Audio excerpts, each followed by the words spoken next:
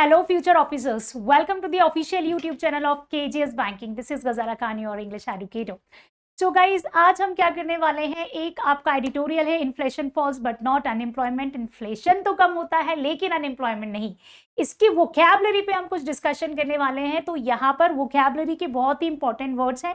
10 words मैं आपको कराऊंगी यहाँ पर वोकैबुलरी के, जो कि आपके लिए बहुत फ्रूटफुल होंगे। और ऐसे 10 वर्ड्स अगर आप रोज करेंगे तो डेफिनेटली आपकी वोकैबुलरी बहुत स्ट्रांग हो जाएगी। तो चलिए स्टार्ट करते हैं without any further delay. First word है आपका प्रोविस।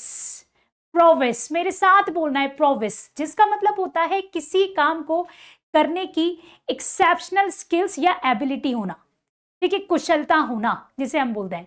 जिसके सिनोनियम्स में आप ले सकते हैं कि कोई पर्सन किसी चीज को करने में एक्सपर्टाइज है। कॉम्पिटेंट है, कॉम्पिटेंट है मतलब वो ऑब्वियसली किसी से कॉम्पीट कर सकता है, कॉम्पिटेंट है क्योंकि वो स्किलफुल है, एबिलिटी है उसके अंदर, या फिर मास्टरी, ये इसके सिनोनियम्स हो जाएंगे।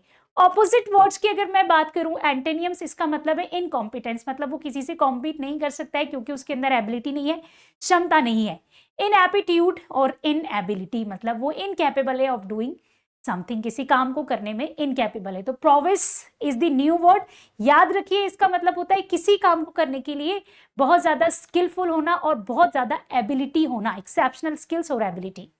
नेक्स्ट वर्ड पर डिस्कशन करेंगे। नेक्स्ट वर्ड आपका क्या है? नेक्स्ट वर्ड है आपका गॉसमर। गॉसमर सुन लीजिएगा बहुत अच्छे से।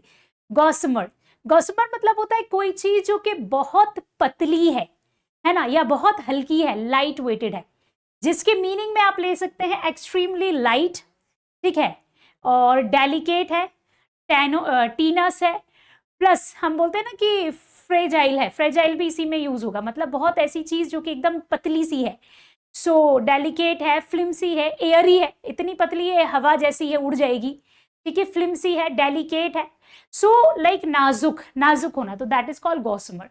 इसके एंटोनियम्स में आप ले सकते हैं कोई चीज जो कि बहुत हैवी है, ठीक है, थिक है, और डेंस है, मतलब गहरी है, डेंस है, थिक है, मोटी है, हैवी है, तो ये इसके ऑपोजिट हो जाएंगे। तो याद रखिए दो वर्ड, एक है प्रोविस, दूसरा है गॉसमर। प्रोविस का मतलब एक्स्ट्रा स्किलफुल होना, एबिलिटी होना, गॉसमर मतलब कोई चीज जो कि बहुत ही हल्की है या पतली है। आगे बढ़ोगे नेक्स्ट वर्ड पर, 10 वर्ड्स पढ़ना है बेटा, ये थर्ड है अनरिलेंटिंग।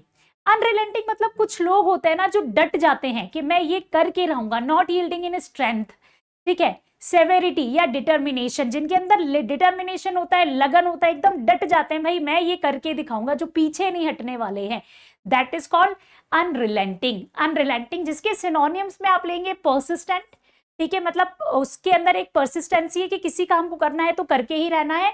रिलेंटलेस और अनवेवरिंग, अनवेवरिंग मतलब हिलेगा नहीं, डटा रहेगा, so that is called synonyms. These all words are synonyms of unrelenting. दूसरे हैं आपके एंटोनियम्स। एंटोनियम्स यानी कि ऑपोजिट मीनिंग क्या हो जाएंगे? लीनियंट, मतलब कुछ लोग होते हैं ना लीनियंट होते हैं, चीजों को बहुत ज्यादा सीरियसली नहीं लेते, लीनियंट। फ्लेक्सिबल है, फ्लेक्सिबल है, यील्डिंग, ठीक है, वही है, फ्लेक्सिबल है, ठीक है, करा तो किया, नहीं तो नहीं भी किया, कोई प्रॉब्लम नहीं है। और आपका है फ्लेक्सिबल। तो ये तीनों शब्द जो हैं आपके ऑपोजिट मीनिंग है अनरिलेंटिंग के। नेक्स्ट वर्ड है आपका बेटा फ्यूगेशियस। फ्यूगेशियस का मतलब क्या होता है? What is the meaning of fugacious? इसका मतलब होता है कोई भी चीज जो बहुत ही शॉर्ट टाइम के लिए रहने वाली है, lasting a very short time, जिसके सिनोनियम्स में आप फ्लीटिंग भी लेते हो। फ्लीटिंग मैंने आपको भी एक शॉर्ट में भी पढ़ाया है, एफेमेरल पढ़ाया है मैंने आपको अभी मिलेगा वो शॉर्ट, शायद मिला नहीं है, कल परसों में मिलेगा बेटा।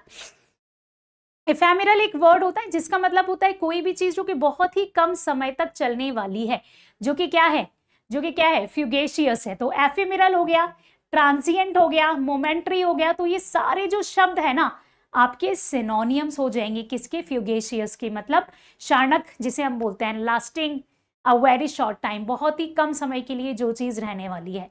जिसके ऑपोजिट आपका क्या होगा? परमानेंट, कोई चीज जो हमेशा रहेगी, परमानेंट रहेगी, ठीक है। इंड्यूरिंग और लास्टिंग, लंबे समय तक रहेगी, इंड्योर मतलब चलती रहेगी, so that is called fugacious. Fugacious, प्रोविस, ठीक है, गॉसमर, याद रखिए ये सारे वर्ड्स इंपॉर्टेंट है। नए वर्ड्स हैं नेक्स्ट, इनएक्सट्रिकेबल। नेक्स्ट वर्ड है आपका इनएक्सट्रिकेबल। इनएक्सट्रिकेबल मतलब होता है कोई भी चीज, anything which is impossible to separate, जिसको अलग करना नामुमकिन है, इम्पॉसिबल है, आप उसे अलग ही नहीं कर सकते, जुदा नहीं कर सकते, तोड़ नहीं सकते, so that is called impossible to separate, जिसे आप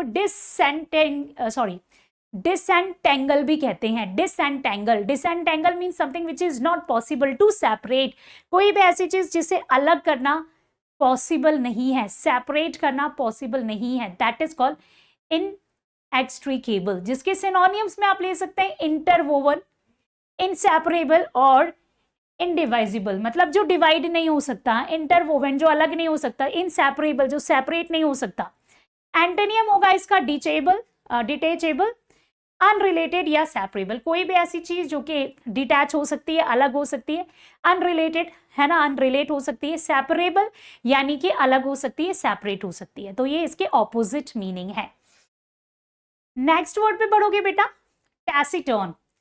टैसिटर्न का मतलब क्या होता है? टैसिटर्न का मतलब होता है किसी चीज को रिजर्व करना, रिजर्व होना, मतलब कोई पर्सन जो कि बहुत रिजर्व है। टैसिटर्न चुप रहने वाले लोग होते हैं ना, कुछ जो ज्यादा बातें नहीं करते, बतौने नहीं होते, चुप रहते हैं, शांत रहते हैं, ज्यादा बातें करना उन्हें पसंद नहीं होता है, तो उन्हें हम कहते हैं टैसिटर्न, जिसे हम मतभाषी भी कहते हैं हिंदी में।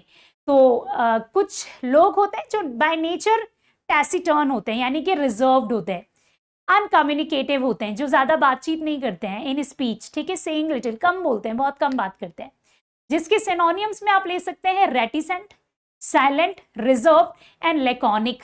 लेकॉनिक इस शब्द का भी मतलब क्या होता है? कम बोलने वाला लोग इंसान। देखो रेटिसेंट हमें पता होता है, साइलेंट हमें पता होता है, रिजर्व हमें पता होता है, टैसिटर्न भी पता होता है, लेकिन ये लेकॉनिक भी न्यूज़पेपर में बहुत ज्यादा यूज होता है। याद रखिए, लेकॉनिक मतलब होता है वो इंसान जो कि कम बोलता है, शांत रहता है। अब इसका ऑपोजिट क्या होगा? इसका ऑपोजिट वो लोग जो बहुत बोलते हैं, बहुत बतौने हैं, बातें बहुत ज्यादा करते हैं। तो एंटोनियम्स में आप ले सकते हैं टॉकेटिव, लोकेशियस, गैरुलस। गैरुलस मतलब बहुत ज्यादा बोलने वाले लोग। वर्बोज, वर्बोज मतलब जहां पर जितने शब्द यूज करना है उससे ज्यादा शब्दों का यूज कर देना, मतलब बड़बड़ाना, बोलते ना कि कितना बड़बड़ाती रहती हैं ये आंटी, तो दिन भर बड़बड़ करती हैं। वर्बोज मतलब बहुत ज्यादा बोलना, किसी भी चीज पर मुद्दा बनाना, बात करते जाना करते जाना करते जाना, बहुत ज्यादा बोलने वाले लोग। रैम्बलिंग मतलब एक बार बोलना शुरू किया तो रुक ही नहीं रहे हैं ना, बतौने, बोले जा रहे हैं, बोले जा रहे हैं, बोले जा रहे हैं, तो that is called rambling. So talkative, ये LOQUA, ये जो वर्ड है ना LOQ, ये ज्यादा बोलने वाले इंसान का ही वो है रूट वर्ड, हम पढ़ेंगे आगे। अभी याद रखना कि LOQ जहां भी आता है ना, वो मतलब बातों के लिए ही आता है, बतौनों के लिए आता है। आगे बढ़ जाओगे बच्चे, कॉननड्रम। नेक्स्ट वर्ड इज कॉननड्रम, जिसका मतलब होता है पेचीदा समस्या, मतलब ऐसी समस्या जो बहुत ही अलग है, पेचीदा है ना। सो एक होता है ना कि भाई we are fall in love, है ना, we fall in love and घर वाले एक्सेप्ट नहीं कर रहे हैं चीजों को, तो व्हाट, वो आपकी जो सिचुएशन होती है ना, एक तरफ पेरेंट्स है, एक तरफ प्यार है, सो दैट इज कॉल्ड कॉननड्रम, पेचीदा समस्या है। बोलते ना कैसा ये इश्क है, अजब सा रिस्क है, in that way. So a difficult और कॉम्प्लेक्स प्रॉब्लम, ऐसी प्रॉब्लम जो कि डिफिकल्ट भी है और कॉम्प्लेक्स भी है, यानी कि सिचुएशन ऐसी है कि कॉम्प्लेक्स है। सिनोनियम्स में आप ले सकते हैं क्या? डायलेमा, दुविधा, पजल, एनिग्मा, प्रीडिकामेंट और क्वेंडरी। ठीक है, ऑपोजिट क्या हो जाएगा? मतलब किसी चीज का आपको सॉल्यूशन मिल गया है, क्लैरिटी आ गई है या आंसर मिल गया है, तो that is the opposite of conundrum. तो कॉननड्रम मीन्स कोई भी ऐसी समस्या जो कि बहुत ही क्या है, पेचीदा है, समस्या ऐसी जो पेचीदा है, यानी कि डिफिकल्ट सिचुएशन। एडवर्सरी, एडवर्सरी का मतलब होता है विरोधी, यानी कि शत्रु, है ना। मीनिंग है अ पर्सन, ग्रुप और फोर्सेस दैट अपोजिस और अटैक्स एन ओपोनेंट, कोई भी ग्रुप, पर्सन जो कि अटैक करता है किसी पर, विरोधी है, शत्रु है। ठीक है, सिनोनियम्स में आप ले सकते हैं एनिमी, ओपोनेंट, राइवल, दुश्मन है ये। एंटोनियम्स में आप ले सकते हैं एली, सपोर्टर, फ्रेंड, जो आपका साथ दे रहा है, आपको सपोर्ट कर रहा है, आपका दोस्त है। ठीक है, तो that is called adversary. Next, hamper. Hamper का मतलब होता है बाधा डालना। ठीक है, बाधा डालना, कोई आपकी पढ़ाई में हैम्पर करता है ना, मोबाइल जब आप पढ़ने बैठते हो, कोई चीज़ पढ़ रहे हो फ़ोन से और वो मैसेज जो आपको वो मैसेज की जो नोटिफिकेशंस आते हैं वो आपको हैम्पर करते हैं, आपकी पढ़ाई में स्टडीज़ में क्या करते हैं, बाधा डालते हैं। तो टू ऑब्स्ट्रक्ट, ठीक है, ऑब्स्ट्रक्ट करना यानी बाधा डालना और इंटरफेयर करना with the progress of something, किसी चीज़ की प्रोग्रेस में। सिनोनियम्स आप ले सकते हैं हिंडर, इम्पीड और ऑब्स्ट्रक्ट। एंटोनियम्स यानी कि ऑपोजिट वर्ड है जिसके लिए आप यूज करते हैं फैसिलिटेट, सपोर्ट या इनकरेज, ठीक है। पॉजिटिव वर्ड है इस, क्योंकि ये वर्ड नेगेटिव था तो एंटोनियम्स इसके पॉजिटिव होंगे।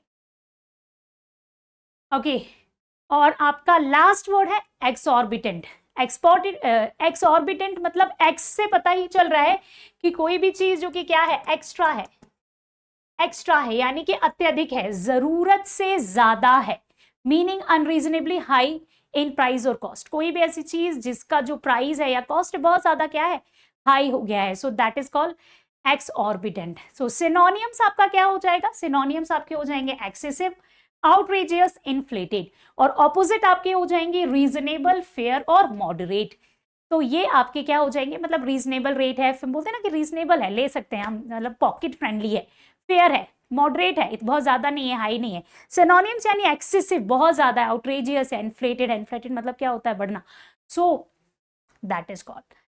और आगे बढ़ेंगे जो कि खत्म हो गए हैं, लाइक 10 वर्ड्स थे, ठीक है। So thank you so much guys and keep learning. मिलते हैं कल के सेशन में नई वोकैबुलरी के साथ। Thank you.